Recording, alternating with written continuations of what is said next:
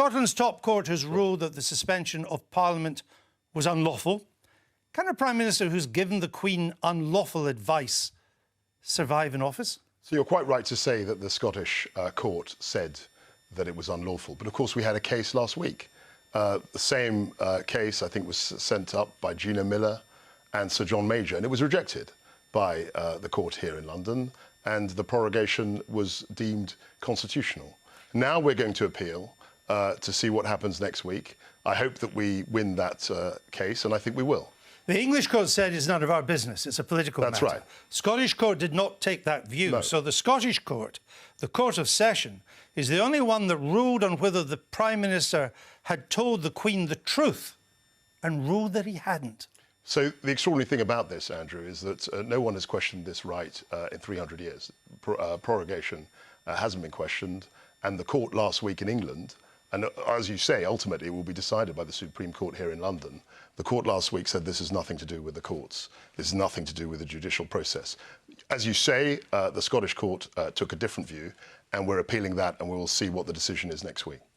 No one's challenging the government's right to prorogue, but it is the Court of Session has challenged the motive that was given. The motive was that it had to prepare a Queen's speech. The court said suspension was, and I quote, motivated by the improper purpose of stymieing Parliament, and not, as Mr Johnson claimed, to prepare for a Queen's speech.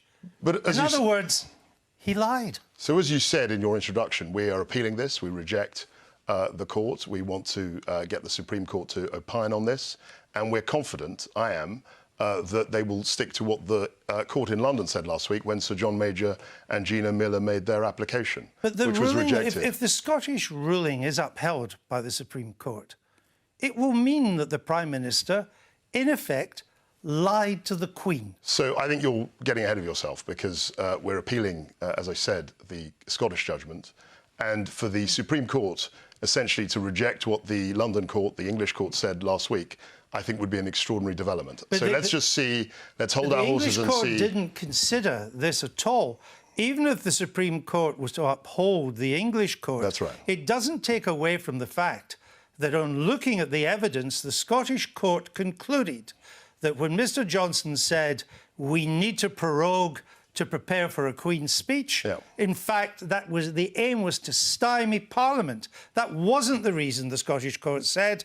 It was because they wanted to sideline Parliament in the Brexit process. Well, of course, in other words, the reason he gave the Queen, if that was the one, wasn't the true one. So we're going around in circles here, because what I'm saying... Well, we're getting to the point. What I'm saying is that we're appealing. We reject what the Scottish court said. I don't think that was a true account of what actually happened. So we're going to decide, we're going to learn next week in the Supreme Court where we stand on this, and I'd be very surprised if the Supreme Court ruled it out. Well, let me come back to the question I began with then. If he loses that appeal, if the Scottish judgment is upheld, can a Prime Minister survive who's given the Queen unlawful advice? I'll tell you what a Prime Minister can do. A Prime Minister can survive if he promises to deliver Brexit, and that's exactly that wasn't my question. That's exactly what we fully intend to do. The answer to the question: can he survive if he's given the Queen unlawful advice? I think that he can survive. I think the court will find in our favour, and I think it's absolutely My question was, if it doesn't, if the Scottish judgment is upheld, forgive me, absolutely constitutional and proper to prorogue in this way and to have a Queen's speech on the 14th of October. When the judgment was announced today, Downing Street's initial and implied reaction that was this was a politically motivated judgment. Is that really the government's position? These judges are not neutral and unbiased? What I would say is, and you will appreciate this, this Brexit process has brought the courts, has brought judges, has brought lawyers into the political process to a far greater extent than any of us have ever seen. We've had people contesting judgments, people contesting the right of the Prime Minister or the circumstances in which he pushes a prorogation. None of us have ever seen anything like this before. And what I would say is that the more that courts get involved in politics, that is a detriment not only to politics, but also to the courts. Because many people are saying, I'm not saying this, but many people, and I'm sure Nigel Farage might have a view on this, many people are saying that the judges are biased. The judges are getting involved in politics. I'm just saying what people are saying. That's what people are saying. So you don't think these judges took an independent and properly It's not what I said, Andrew. You know what I said. adjudicated decision? I said that I think that they are impartial. But I'm saying that many people, many Leave voters, many people up and down the country are beginning to question the partiality of the judges. That's just a fact. People are saying this all the time. They're saying, why are judges getting involved in politics to a far greater degree? But you think they are impartial? I think they're impartial, but I'm saying... So why would you bring it up that lots of people think because that's what not? people are saying. We've got to be honest about the debate. So you tell these people tonight our judges are impartial, they are regarded across the world as some of the greatest judges in any democracy. Yeah, I believe that. But what I'm saying is that, and we can't turn a blind eye to this, is that people are very, very dubious about the process. And the extent to which lawyers and judges are interfering in politics is something that concerns many people. That's the perception. They're upholding the law. So, as I said, you've been following politics as I have been involved in politics for decades. We have never seen a situation like this where judges and lawyers are being appealed to all the time, effectively to overturn democratic mandates. If the ruling is upheld by the Supreme Court, will the government immediately recall Parliament? I think that if the judgment is upheld, I have no idea where we will be. I think we'll be in a constitutional deadlock because the prorogation has already happened. And we've got a Queen's speech on the 14th of October. But the judgment that would be upheld, it hasn't been yet, we won't know till next week, but the judgment says prorogation was unlawful and is thus null. Surely you have no choice but to recall Parliament. Well, let's see what the Supreme Court, because they will say, they will have a verdict and they will also have an opinion. And so it's only when the opinion is, when we hear the opinion, that we will be able to decide what to do. Is the Prime Minister above the law? Does he think he's above the law? Not at all. He's always consistently said that he would act within the law. Well, except he says he will not ask for an extension of Article 50 on the Brexit process, even though that's now the law. We have the Court of Session saying the suspension is unlawful. You can't give me a clear answer if that is upheld in the Supreme Court that Parliament will be recalled. But I can't tell you what the... is this government really bound by the law? You seem to duck and dive. Absolutely, but I can't tell you what the Supreme Court verdict will be next week. You don't know what it'll be. I don't know what it'll be. No, but I caveated that. You're pushing forward a hypothetical situation, and I have to see what the actual court says. I'm saying let's wait and see what the court says before we predetermine what action we'll take. If the Prime Minister is bound by the law, but he fails to get a Brexit deal, either he has to request an extension to Article 50, that's the law, or to resign and let somebody else do it. Which will it be? So again, we're running ahead of ourselves. I think we've got a month. We're very keen to get a deal. He's always maintained, the Prime Minister, that we want to get a deal. And Angela Merkel, as I understand it, just recently, in the last couple of days, if he doesn't, what does he do? Has said that a deal is very, very likely. But if he doesn't, what does he do? He has said categorically that he will not ask for an extension. So he has to resign. And that's exactly the position that he's in. So he has to resign. I don't know what he has to do. I don't know what he has to do. If he's not going to obey the law, what else can he do? What I do know is that this Prime Minister has said on umpteen occasions that he will not sign a letter to extend the I understand that. Because this whole Brexit situation has to be put to an end. We have to deliver on the referendum, and that's exactly why and how Boris Johnson was elected leader by more than 50% of MPs and a large portion of the party in the country. Now, you say you want to negotiate a deal, that the signs are better than they were, but this is what the Prime Minister said would happen last week in Parliament if the Commons passed the Benn Bill outlawing a no-deal exit. It would destroy any chance of negotiation for a new deal. It would destroy it. And indeed, it would enable our friends, in Brussels to dictate the terms of the negotiation. So Parliament has passed the Benn Bill. It's the law now. Why is the PM therefore saying he can still do a deal? So he's quite right. It's severely undermined. No, he said destroy. Well, I mean, clearly we're negotiating. So remove any chance, he said. It clearly hasn't done that because Brussels would dictate the terms of the negotiation. That I think you're absolutely right. I think well, that's what he says, not what I'm saying. No, so given all that, why does he think a deal can still be done since it's just been destroyed by the Commons? Well, the words that we're hearing from Europe and from certainly with Angela Merkel on side that we can actually reach a deal. We can actually get to a point where we will get a deal and leave the EU. And that's what we've always wanted. Will it be a deal in which they've dictated the terms of the negotiations, as the Prime Minister said? I think what Parliament did last week has certainly strengthened the hand of the EU.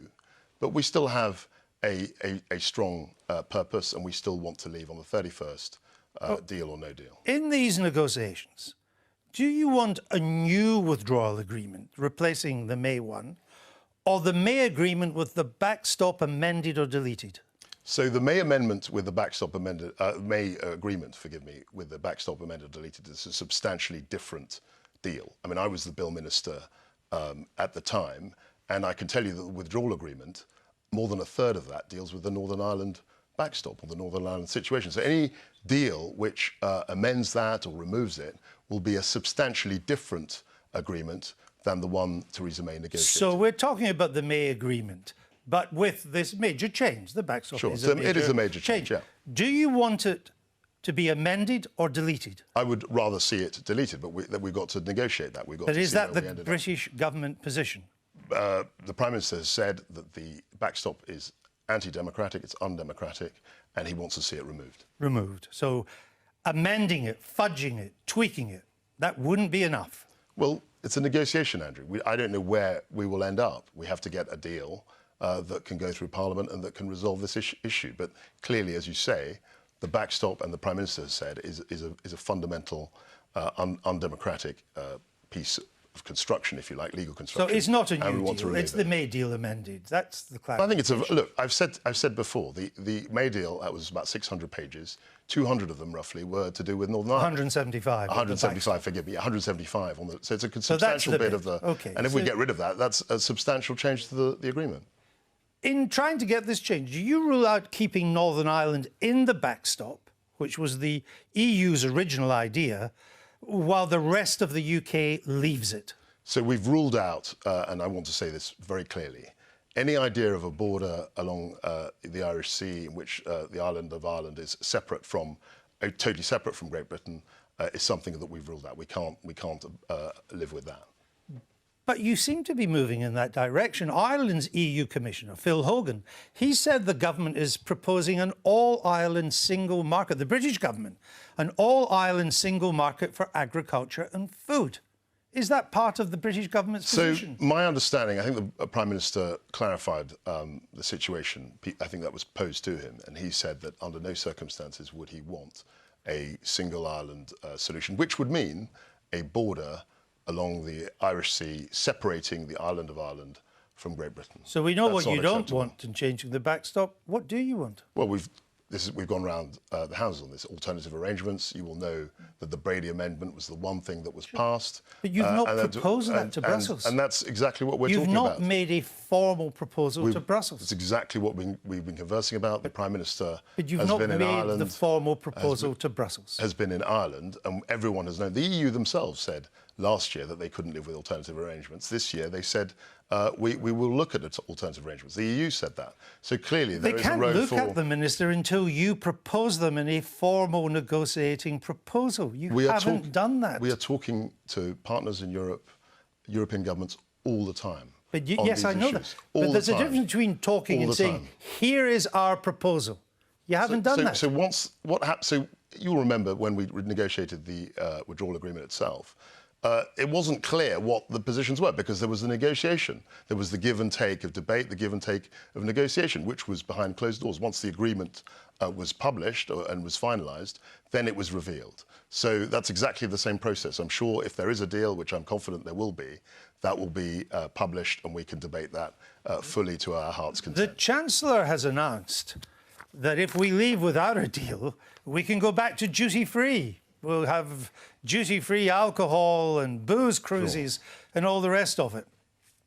This is the first government announcement I can see that kind of makes a virtue of no deal. It's a positive of no deal, the government is saying.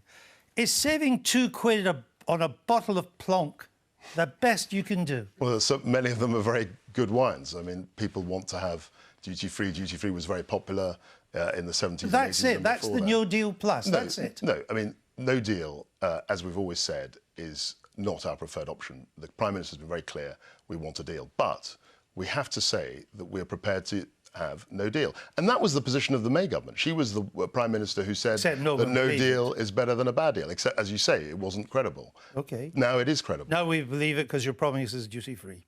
No. Without an electoral pact with Nigel Farage, isn't clear where your Tory majority would come from. Do you rule out a pact with Mr Farage and the Brexit Party? Absolutely. I don't think there's any time for having pacts or deals, because we feel that we want to go to the country and win a majority to form a government. Look, 2015, very similar situation. People said it was impossible that there would be a Conservative majority. It's absolutely impossible. UKIP will eat the vote. There's no way you can get a majority. And you know what happened? We got a majority. Right. And we feel that we could do the same thing. But you didn't in 2017. You said that Mr Farage is not a fit and proper person. I didn't say that. I don't know. The Conservative spokesman has said. I don't think he would form part of a Conservative government. No, I don't. So let me get this right, finally. You prorogue Parliament in the teeth of political and legal opposition. You threaten, imply you won't abide by the law. You're happy to smash all sorts of norms. But Nigel Farage is a step too far? Nigel Farage will not form part of a Conservative administration. And on that point of that you're trying to portray, the Prime Minister offered a general election to the opposition parties. These are the people, the opposition have called him a dictator. They've called him all sorts of things. And yet he offered, as the first dictator I've ever heard of, has offered a general election and the opposition won't even take it. This is an extraordinary... You said they were uncertain times. They are extraordinary times. And for the opposition not essentially to run away from a general election is one of the most bizarre things I've ever seen. But the one thing that isn't uncertain, as you're telling us tonight, is no pact, no deals, no electoral arrangements with the Brexit Party. That's exactly right. Are you sure? You hesitated there. Yes, I was trying to think of a formula of words to be very emphatic. That's exactly where we stand. Kwasi Kwarteng, thank you.